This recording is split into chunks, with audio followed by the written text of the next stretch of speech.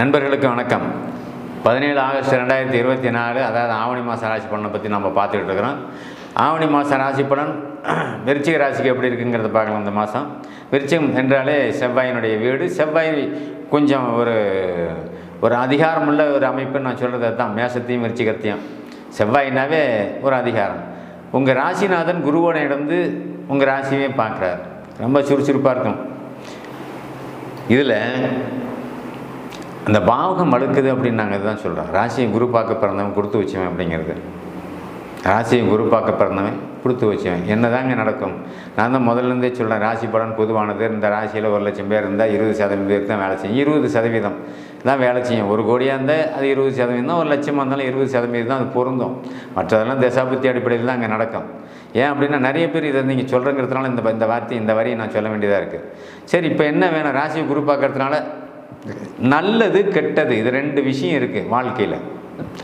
இரவு பகல் வர்ற மாதிரி ஒரு மனிதன் என்ன எதிர்நோக்கி மனிதனுடைய வாழ்க்கையை தொடங்குறான் அப்படிங்கிறது தான் எல்லாம் எதிர்பார்க்கறது.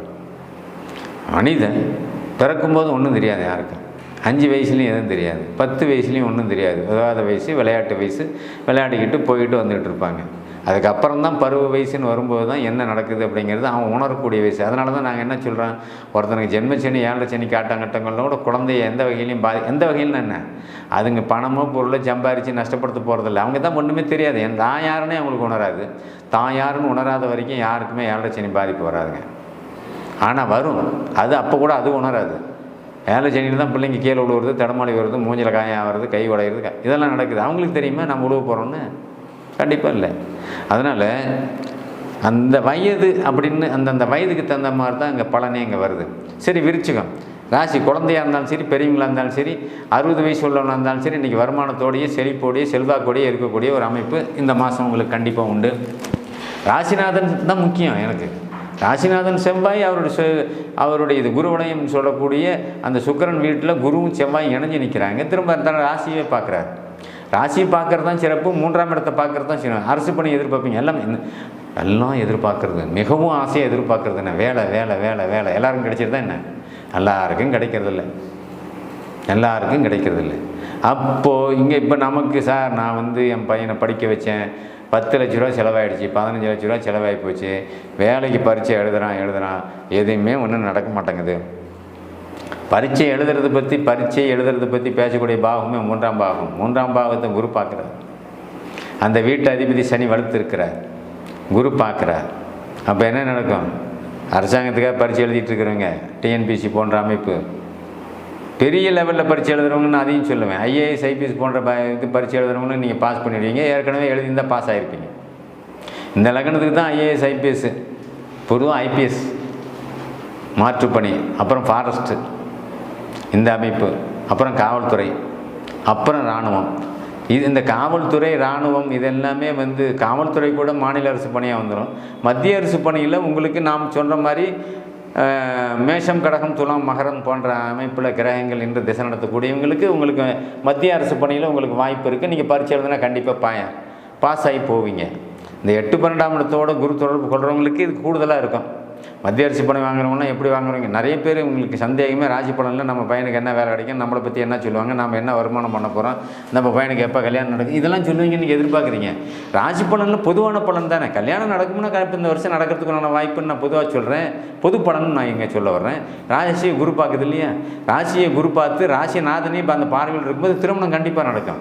ஏன்னா திருமணங்கிறது மனிதன் பிறக்கிறது சந்ததி விருத்திக்கு தான். நீ லட்சம் சம்பாரி, கோடி சம்பாரி, கல்யாணம் ஆகலன்னா அந்த பணம் இந்த சொத்துலாம் யாருக்கு? வாரிசு இல்லாத சொத்தெல்லாம் என்ன ஆச்சுன்னு நீங்கள் நடைமுறையில் பார்த்துக்கிட்டு தான் இருக்கிறீங்க. வாரிசு இல்லாத சொத்தெல்லாம் என்னாச்சு? அனாதாசிரமாக அனாதைகள் மாதிரி போயிடுச்சு அது. அப்போ உங்களுக்கு எவ்வளோ தான் நீங்கள் பணம் சம்பாரி, சொத்து சேவை, பெரிய பங்களா கட்டு, அங்கே ஒட்டி துள்ளி விளையாடுறதுக்கு ஒரு வாரிசு வேணும்ல. அந்த வாரிசு தான் முக்கியங்க. அது கல்யாணம் பண்ணால் தானே கல்யாணம் முக்கியம். அப்போ கல்யாணம் எந்த வயசில் நடக்கணுமோ அந்த வயசில் நடக்கணும்ல. சும்மா 2 லட்சம் சம்பாதிக்கிறேன், 3 லட்சம் சம்பாதிக்கிறேன், என் பிள்ளை நான் அவனுக்கு கொடுக்க மாட்டேன், என் பையன் அவனை கட்டிக்க மாட்டேன், அப்படியே அரசு வேலையில் வேறு இருக்கிறேன்னு இதில் வேறு கௌரவம் வேறு. என் பையன் அரசு வேலையில் இருக்கிறான், இந்த மாதிரி பொண்ணு தான் நான் கட்டுவான். 40 வயசு ஆகிடும் அவனுக்கு, கல்யாணமே பண்ண முடியாது. இதை பார்த்தே கல்யாணத்துக்கு எடுத்துடுறான். அதுக்கப்புறம் இன்னும் என்ன ஆகிடுதே, பொண்ணு பிடிக்கல. அரசு வேலையில் இருந்துட்டு அவனுக்கு என்ன கிளியாக போய்ட்டுற மாதிரி பொண்ணு கொடுக்கணும் எதாக இருக்கா?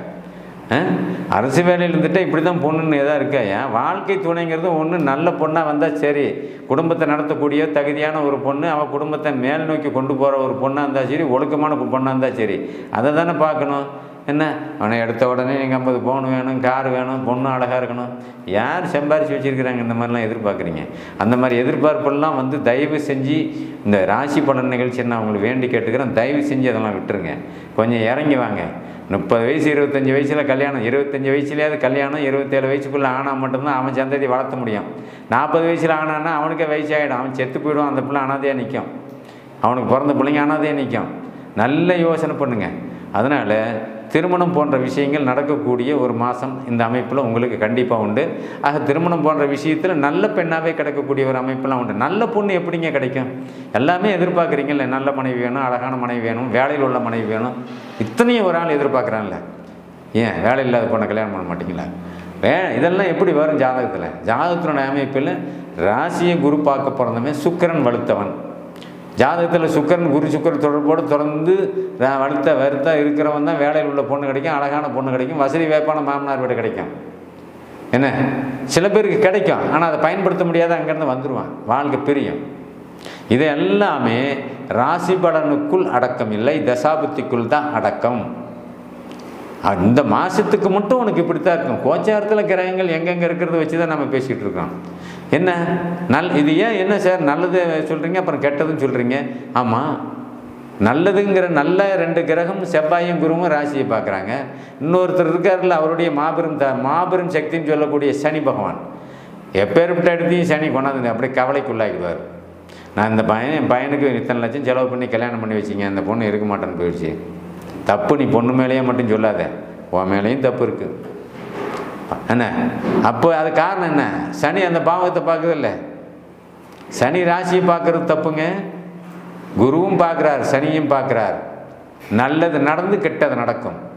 திருமணம் நடந்து திருமண முறிவு ஏற்படும். ரொம்ப உஷாராக இருக்கணும். அதனால் இந்த ராசிக்காரங்க எல்லாமே என்ன கேட்டால் ஒரு 2 வருஷத்துக்கு கல்யாணம் திருமணம் போன்ற விஷயத்துக்கு தள்ளி போகிறது நல்லது. ராசியை பார்த்துட்டு இருக்கும்போது அவ்வளோ சிறப்பு இல்லைங்கிறது ஒரே வரியில் நான் முடிச்சு விடுவேன். விருச்சிக ராசிக்காரிக்கு 7 சனி இல்லை, 1 இல்லை, அந்த சனி இல்லைன்னு நீங்கள் சொல்லிக்கிட்டு வேணுமா இருக்கலாம். ஆனால் எந்த பாவத்தை சனி பார்க்குதோ அந்த பாவகம் நசுங்கும். ராசி அதிபதியே வந்து செவ்வாயாக இருந்தாலும் கூட ராசியை பார்க்கக்கூடாதுங்கிறதான் சொல்கிறேன். உங்களுக்கு நான் ராசி அதிபதியே சனியாக இருந்தாலும் கூட அந்த ராசியை பார்க்கக்கூடாது, அது நல்லதில்லை. சனி மிகப்பெரிய பாவகிரகம். சனியும் செவ்வாயும் ஒட்டுமொத்தமாக பார்க்குறது சிறப்பே கிடையாது அப்படிங்கிறது ஒரே வரி நாங்கள் சொல்லிப்படுறோம். அதனால் கவலையை கொடுக்குறவர் சனி. கவலை எப்போ வரும்? கவலை எப்போ வரும்? கடன் பட்டால் கவலை வரும். கடன் கட்ட முடியாமல் போனால் கவலை வரும். கடன் வாங்கிட்டாவே சில பேருக்கு மன உறுத்தலாகவே இருக்கும்.